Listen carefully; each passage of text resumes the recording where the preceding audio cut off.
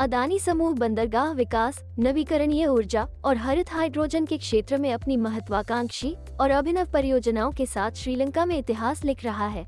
इस वीडियो में हम देखेंगे कि कैसे अदानी अपनी दूरदृष्टि और विशेषज्ञता से श्रीलंका की अर्थव्यवस्था और पर्यावरण को बदल रहे हैं। श्रीलंका में अदानी की पहली परियोजना देश के सबसे बड़े और व्यस्ततम बंदरगाह कोलंबो बंदरगाह पर वेस्ट कंटेनर टर्मिनल WCT का विकास कर रही है। WCT एक $700 मिलियन की परियोजना है, जिसका लक्ष्य 1400 मीटर की लंबाई और 20 मीटर की गहराई के साथ एक नया टर्मिनल जोड़कर बंदरगाह की क्षमता और दक्षता को बढ़ाना है।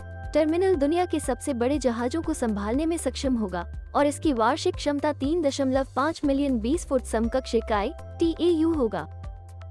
WCT परियोजना में अदानी समूह की 51% हिस्सेदारी है। टर्मिनल का निर्माण नवंबर 2022 में शुरू हुआ और 2025 के अंत तक पूरा होने की उम्मीद है। ये परियोजना हजारों नौकरियां पैदा करेगी और श्रीलंका के लिए लाखों डॉलर का राजस्व उत्पन्न करेगी। ये परियोजना शेष विश्व के साथ श्रीलंका के व्यापार और कनेक्टिविटी को भी बढ़ावा देगी। अदानी की दूसरी परियोजना श्रीलंका में जारी है, जो वहां के उत्तर पश्चिमी भाग के 2 तटीय क्षेत्रों मन्नार और पूर्णिन में 500 मेगावाट की पवन ऊर्जा परियोजना का विकास कर रही है।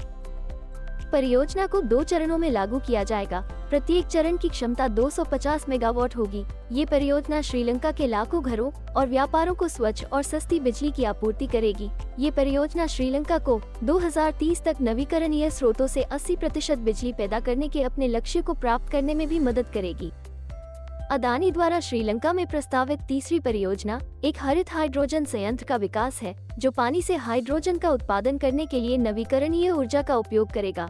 हरित हाइड्रोजन को सघन हरित ऊर्जा का अंतिम स्रोत माना जाता है, क्योंकि इसका उपयोग परिवहन, उद्योग, हीटिंग और बिजली उत्पादन जैसे विभिन्न अनुप्रयोगों के लिए किया जा सकता है। ग्रीन हाइड्रोजन ग्रीनहाउस गैस उत्सर्जन और जीवाश्म ईंधन पर निर्भरता को भी कम कर सकता है।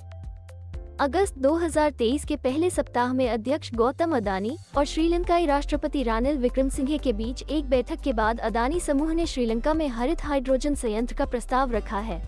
अदानी समूह बंदरगाह विकास, नवीकरणीय ऊर्जा और हरित हाइड्रोजन के क्षेत्र में अपनी महत्वाकांक्षी और अभिनव परियोजनाओं के साथ श्रीलंका में इतिहास लिख रहा है। समूह अपनी दृष्टि और विशेषज्ञता से श्रीलंका की अर्थव्यवस्था और पर्यावरण को बदल रहा है। समूह श्रीलंका के साथ अपनी साझेदारी और दोस्ती को भी मजबूत कर रहा है, जो हिंद महासागर क्षेत्र में भारत का एक प्रमुख रणनीतिक सहयोगी है।